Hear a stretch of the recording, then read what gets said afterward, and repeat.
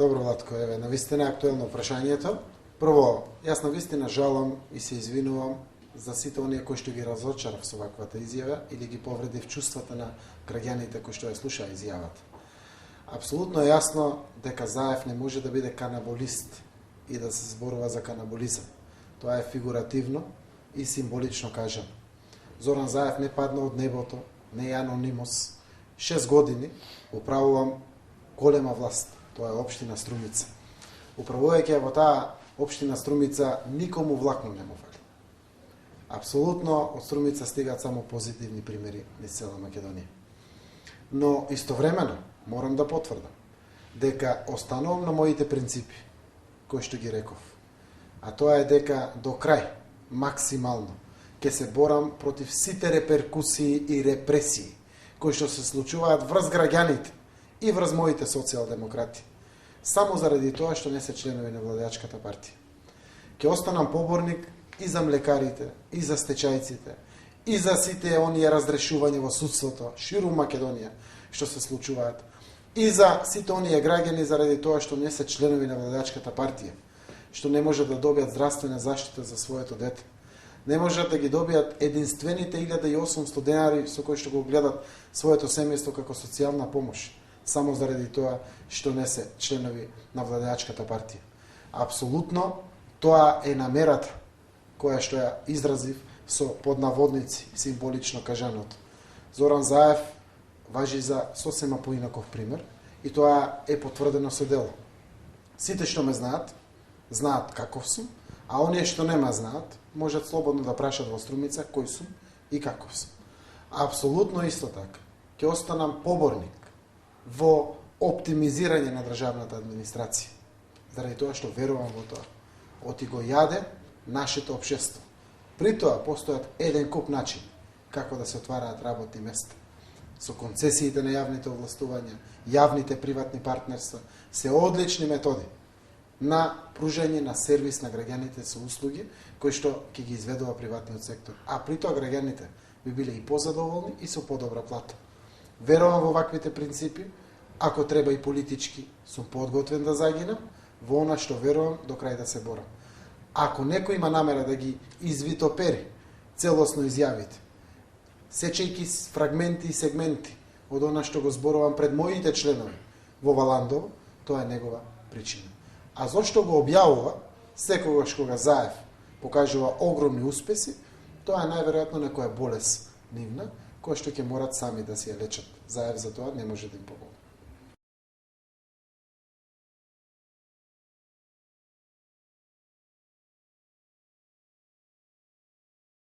Јана, здраво. Мислам дека со последниот марш на 5 декември Скопје дефинитивно се разбуди. Ние почнавме кампањата, Скопје се буди уште скоро пред година дена. Знаеш како, Скопје е голем град, Скопје е индикатор или лакмус хартија за тоа какво е, да речеме, генералното расположение на луѓето низ Македонија. Еве ќе ти кажам еден индикатор. По сите процеки што ги направивме, дека на маршот имаше повеќе од 60.000 луѓе, испаѓа дека од Скопје имало околу 30 на луѓе што излегле на маршот, и тоа луѓе кои што не само што се понаш се били по партиска линија, туку и граѓански, значи неопределени граѓани кои што можеби во јуни не беа охрабрени заради страшната кампања на сеење страв што ја правеше владата, но овој пат се види дека се охрабрени, дека излегуваат. Практично, ако беше присутна на маршот, ќе забележеше како ни се приклучуваат реки на луѓе од сите страни, луѓето мафтаа и по зградите, имаше друга атмосфера. Оно што е многу важно за маршот во Скопје на 5 декември е дека навистина имаше на позитивна енергија, дека имаше вид на охрабрување, верба на луѓето дека ситуацијата не може да се промени ако молчиме, ако седиме дома, туку треба да се излезе, да се крикне гласно и да се покаже несогласување кон овој режим. И тука и падна во вода сите оние кампањи негативни на власта дека СДСМ насилно ќе влегува во собранието и така натаму, никога што не било план, нити пак се виде после маршот дека нешто такво ќе има. Мене ми е тоа големо охрабрување, бидејќи излегувањето на скопјани, излегувањето на неопределени граѓани или гласачи е голем поттик и за оние луѓе кои што живеат во малите места, каде што нивото, количината на сеење страв е многу пострашно и поларизацијата помеѓу луѓето е на многу повисоко ниво.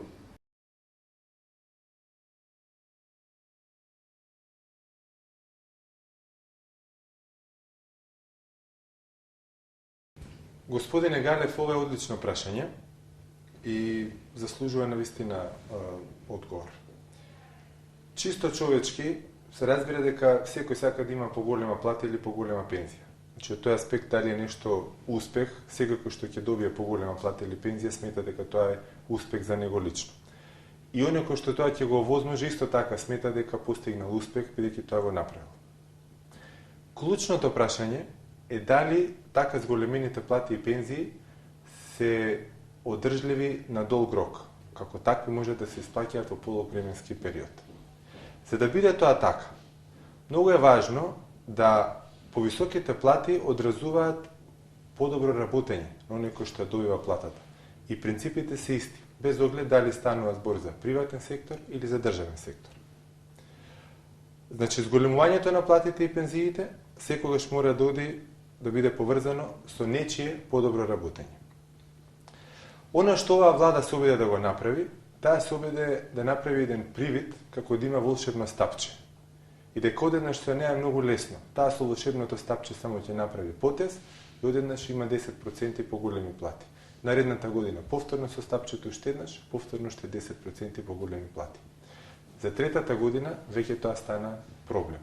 Тоа е само потврда на тоа дека одржливоста и доброто работење се клучната работа. Второ прашање кое што е поврзано со ова е дали буџетарите со повисоките плати и пензионерите со повисоките пензии навистина денеска се побогати, се чувствуваат побогати. Прашањето е колку во меѓувреме се зголемија цените на струјата, на парното, на храната и дали и вака зголемените плати и пензии го подобруваат животниот стандард на буџетарите и на пензионерите. Она што пензионерите особено треба да го имаат предвид не е дали се пензиите зголемени или не, туку тоа што сега секој трет денар што фондот за пензиско им го исплаќа на пензионерите, секој трет денар доаѓа од државниот буџет. Значи, за да ги исплати фондот пензиите, треба 1/3 да дојдат пари од државниот буџет. Станува клучно што се случува тогаш во државниот буџет. Ако таму државата заглавува со Скопје 2014 се кумулираат долгови во здравството, тогаш пензионерите имаат поголем ризик воопшто за тоа дали ќе им се исплатат и во колкав обем пензиите во иднина.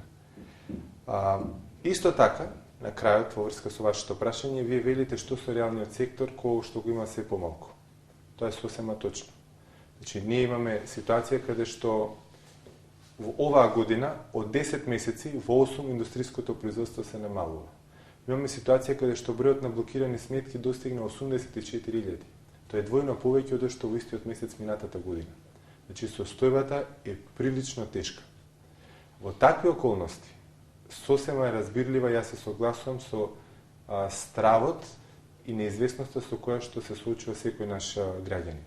Социјалдемократскиот сојуз, врска со таа состојба, даде еден куп, една редица амандмани поврзани со буџетот на државата за 2011 година.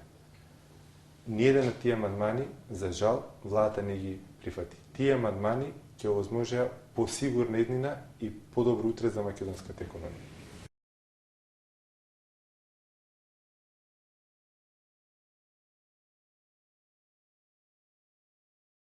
Она што можам да го кажам е дека Социјалдемократскиот сојуз ќе победи на следните избори кога и да се одржат. Најважната анкета е анкетата која се случува на денот на изборите. И тоа не е желба, тоа е нешто што е резултат на огромното незадоволство кое постои во земјата од владењето на Никола Груевски и неговата власт и од друга страна на интензивното присуство на Социјалдемократскиот сојуз помеѓу граѓаните, заедничките активности кои заедно со граѓаните секојдневно ги правиме. Она што треба да се каже исто така е фактот дека Социјалдемократскиот сојуз имаше неколку теста на кои ја покажа својата сила, еден вид преданкета пред оваа вистинската анкета. Двата огромни собири, едниот овој што се случи пред владата во јуни, потоа двата собири во Штип и во Прилеп, каде што со мал напор се донесоа 10-15 луѓе, и на крајот завршницата со протестниот марш кој се одржа во Скопје, на кој присуствува околу 60, меѓу 60 и 70 илјади луѓе според проценките, се показател дека народот е со Социјалдемократскиот сојуз. За илустрација, ВМРО ДПМН не успеа со државни пари, со сите ресурси, со сите институции, во два наврата и на нивната прослава, која најавуваа 3 месеци предходно, и на 2 август на Илинден репризата која ја повторија, да донесат повеќе од 8 до 10 илјади луѓе. Нема поголем индикатор за расположението на народот. Или пак, ако сакате да зборуваме и за релевантноста на анкетите, не можете во случај во кој во Македонија, за да соберете 1000 луѓе кои се јавуваат на анкети, треба да свртите 2500 телефонски броеви. Од друга страна имате од тие 1000 кои прифаќаат да учествуваат 50% неопределени.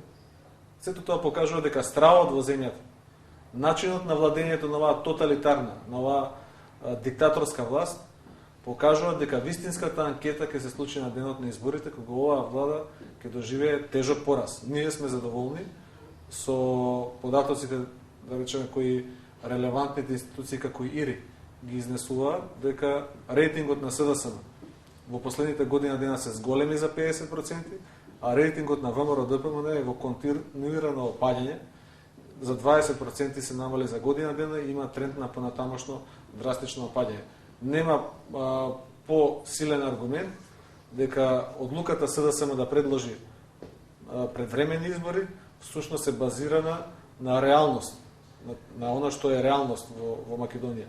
Одлуката на ВМРО ДПМН да не ги прифати предвремените избори исто така е базирана на реалноста, базирана на реалното расположение на луѓето кои се против сиромаштијата, бедата и корупцијата во која е западната Македонија.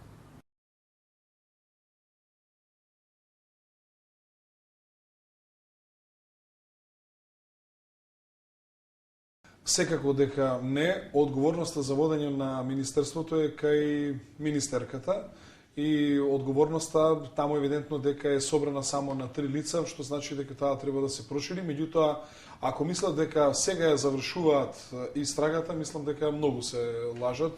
Таа истрага веројатно ќе продолжи и ќе оди во насока на главните актери во уништувањето на овие документи. Инаку таму министерката е фатена и флагранте.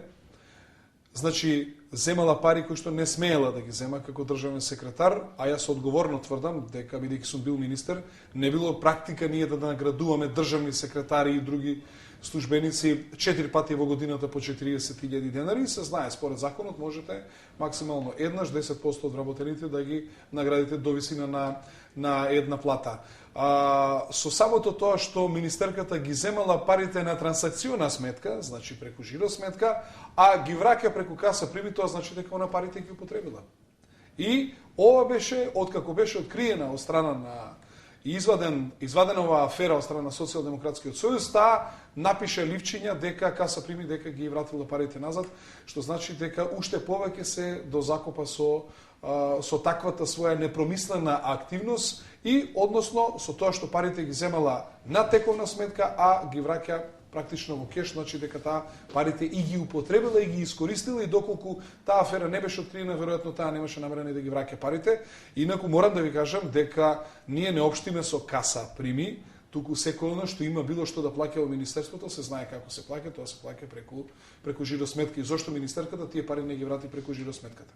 Но што се однесува до документите, тоа е апсолутно невообичаено, непознато во практиката на министерствата да се уништуваат документи, поготово од тендери за јавни набавки, што јасно кажува дека овде се работи за веројатно за криминал кој што тоа прво треба да се разоткрива.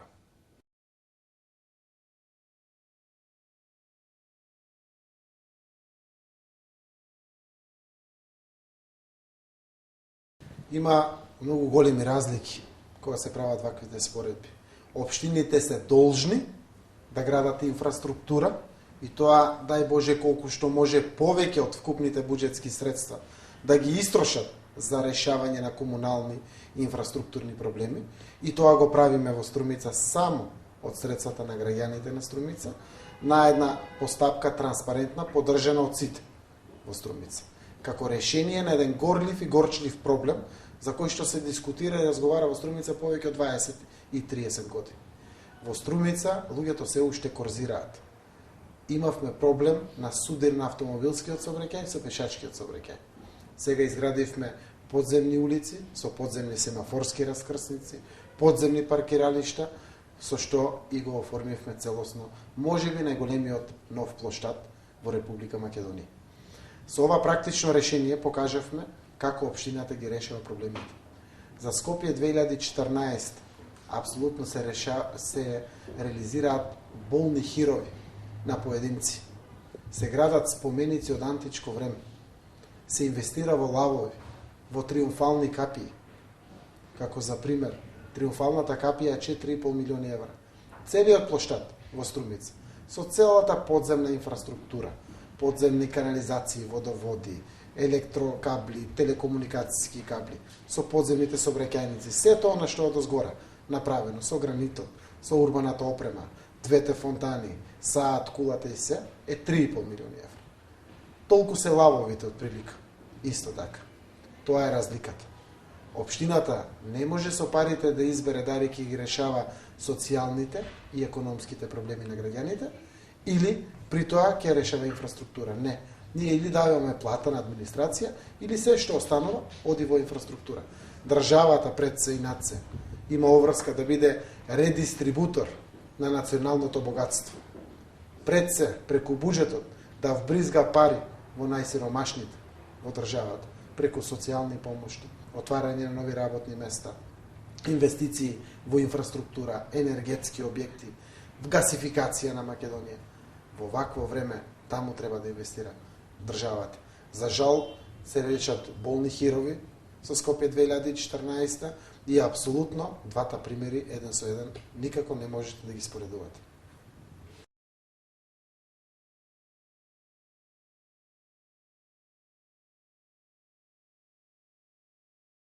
Виолета, драго ми е за ова прашање, да нема дилеми. Последниот удар на оваа власт ќе биде зададен на легални, демократски и легитимни избори, кои да бидат тие. Знаете дека ние со поднесувањето на барањето за распуштање на собранието почнавме една легална процедура за превремени избори, бидејќи мислиме дека работата е до толку дојдена лоша во Македонија, што навистина ни треба изборно пресметување со политичкиот противник. И тоа беше еден од поголемите удари што го задававме на власта.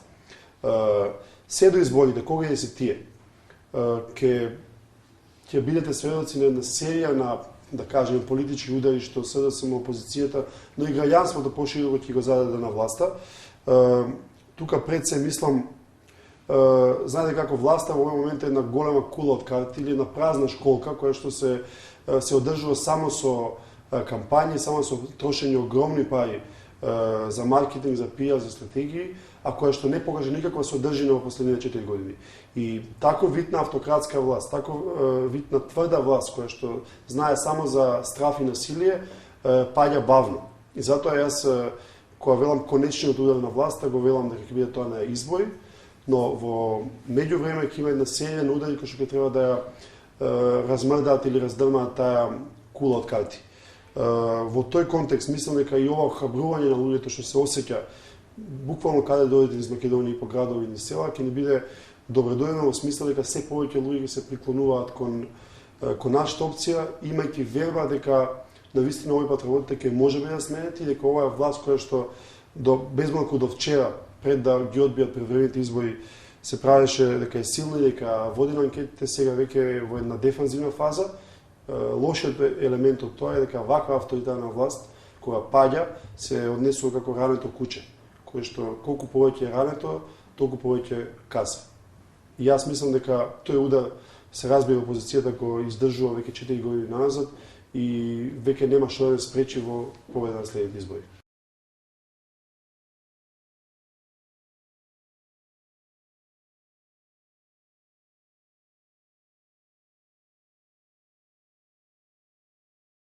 Господине Халими, пред да ви одговорам на делот тама запрете го веднаш, сакам неколку збора да кажам околу Скопје 2014.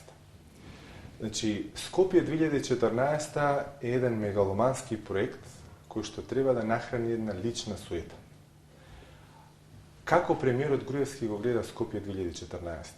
Значи, целата идеја позади тој проект е дека тој сака да се овековечи самиот себе си. Значи, после 100 години, кога луѓето ќе зборуваат за плоштадот или за спомениците или за било што тоа што е во рамки на Скопје 2014, тој да биде спомнат. И да, тој ќе биде спомнат и после 100 години. Меѓутоа, неговиот проблем е што тој нема да биде спомнат на начин на кој што тој замислува и би посакува.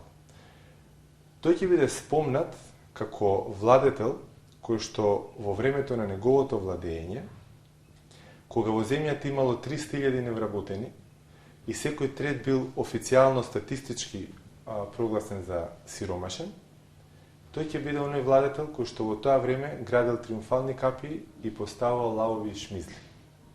Тоа ќе биде срамен спомен за него, и за негова жал нема да соодветствува тоа со неговата желба да биде запомнет на сосема поинаков начин. Скопје 2014 и лавовите и сето тоа што е поврзано со Скопје 2014 многу јасно покажа со каква власт имаме работа, дека имаме власт за која што тотално е нејасно што е клучен приоритет во дадени околности. Значи, во време на големи економски проблеми, во време на ситуација каде што ткивото на нацијата се разградува од големата сиромаштија, некој одлучи да се го истера кефот и да истера еден таков мегаломански проект. Едно прашање за кое што никој не зборува сега, кога станува збор за Скопје 2014. Плаќањето. Дали државата за се она што е направено, што сега го гледаме и во оваа фаза, им има платено на фирмите кои што тоа го направиле и го изградиле. Или имаме ситуација каде што владата денеска се фали, ама утре после избори некој друг тоа ќе го плати. Конечно велите аман заман веќе еднаш запрете ги. Јас сосема се согласувам со вас и јас го разбирам гневот кој што произлегува од вашето прашање и незадоволството што прашањето го покажува. Затоа е сосема разбирлива цела она река на луѓе која што излезе по улиците на Скопје во оној грандиозен сенароден протестен марш. Тоа беше волјата на народот и народот побара предвремени избори. Јас ги разбирам сите тие луѓе и ве разбирам вас. Сите го делиме чувството дека државата оди во погрешна насока. Не само што оди во погрешна насока генерално, туку оди во насока каде што нашата иднина на сите нас, како граѓани на оваа земја, освен оние што се тврдото крило на партијата на власт, ризикуваме сите да остануваме без иднина. Да останеме без иднина. И ние, и генерациите после нас. Затоа се тоа мора да запре и никогаш во Македонија повторно да немаме власт која што ги има овие манири на владење кои што сега ги има ВМРО ДПМН. Јас искрено верувам дека после следните парламентарни избори, кога и да бидат, а ние ќе дадеме се од себе да бидат се порано, користејќи ги сите демократски средства, јас искрено верувам дека Македонија дефинитивно ќе тргне по еден друг пат, по патот да стане навистина демократска, модерна земја, интегрирана, сплотена со прогресивниот остатокот од светот, прогресивниот дел од светот.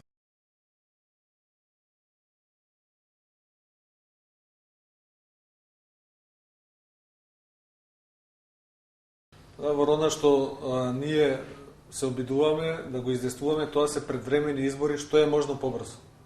Значи, ако може утре да има предвремени избори.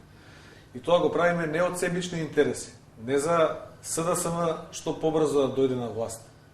Тоа го правиме заради тоа што е неопходност, потреба на граѓаните на Република Македонија да се спасат од оваа аздисана власт. Од овие луѓе кои трошат 350 милиони евра за глупости, за споменици, за камен во центарот на Скопје, од овие луѓе кои земјата буквално ја внесоа во кал. Не се гледа никаде може да одиме, ни кои се перспективите. Затоа за граѓаните на Република Македонија е неопходно да овие избори што побрзо се случат. Тие одат со една теза дека изборите не треба да ги има заради тоа што чинат пари. Па изборите се 4 милиони евра. толку чинеа претходните. Само онаа триумфална капија на сиромаштијата или на глупоста, како што некои ја нарекуваат, чини 5,5 милиони евра.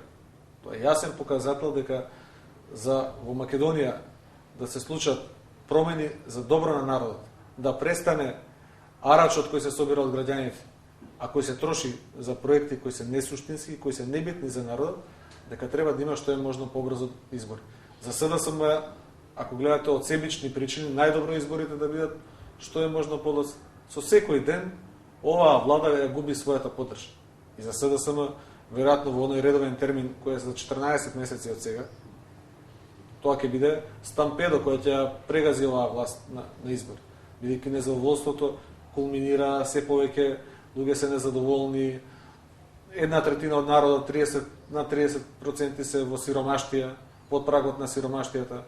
Сето тоа покажува дека од себични, прагматични причини за нас би било најдобро да гледаме да тоа биде што подалеку. Но ние притисокот ќе го предложиме, затоа што не ни е sejedno каква држава ќе затекнеме во оној момент кога ќе ја преземеме владата. Значи, ние знаеме дека ова ќе биде народски кажано црна дупка од буџетски потрошени пари и дека сите институции ќе бидат оставени на работ на банкрот и дека ќе треба многу да се работи. И тоа што побрзо го прекинеме ова безумие, тоа ќе биде подобро за граѓаните на Република Македонија. Затоа на вашето прашање ние притисокот ќе го продолжиме. Сите демократски механизми ќе ги користиме. Меѓу демократски механизми ги подразбирам и оваа иницијатива која е легитимна во собранието, меѓутоа и протести, блокади, демонстрации, маршови, митинзи. Значи, кога доведеме целата ситуација во земјата, да го артикулираме незадоволството на народот кој постои и да со тоа, со притисокот кој ќе го правиме континуирано врз оваа влада, покажеме дека таа навистина има политички стабилна влада, меѓутоа има политички нестабилна држава. Има граѓани кои се фрустрирани од начинот на кој владе оваа власт. Затоа нашата тенденција ќе биде со постојан притисок врз власта да стане видливо тоа за сите, а и за владата дека неопходно е да има предвремени избори, бидејќи оваа влада веќе го нема легитимитетот од народот. Таа е легална, избрана е на избори, и тоа го нема легитимитетот од народот. Народот е против неа.